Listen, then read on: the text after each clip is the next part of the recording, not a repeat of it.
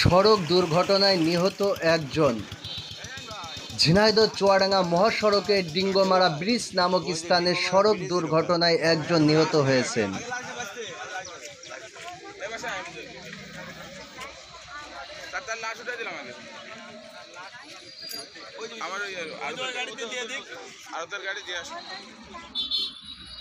সড়ক দুর্ঘটনায় নিহত ব্যক্তি হচ্ছেন মেহেরপুর জেলার গাংনী থানার জুগিরপুতা গ্রামের তাইজেল মিস্ত্রির ছেলে আসাদুল ইসলাম।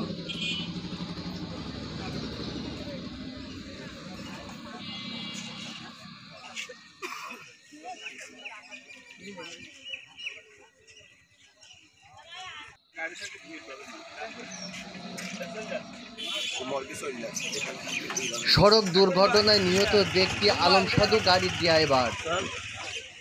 তিনি মঙ্গলবার ভোর রাতে মেহেরপুর থেকে আলম সাধু গাড়িতে করে মাছ নিয়ে ঝিনাইদহ মাছের আড়তে যাওয়ার সময় ডিঙ্গমারা ব্রিজ নামক স্থানে পৌঁছালে এই দুর্ঘটনা ঘটে।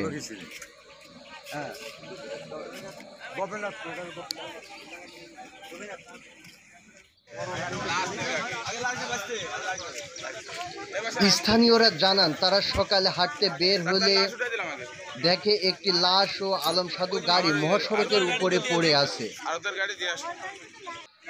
পরে তারা পুলিশে খবর দিলে পুলিশ এসে লাশ উদ্ধার করে ঝিনাইদহ সদর হাসপাতালের মর্গে পাঠান।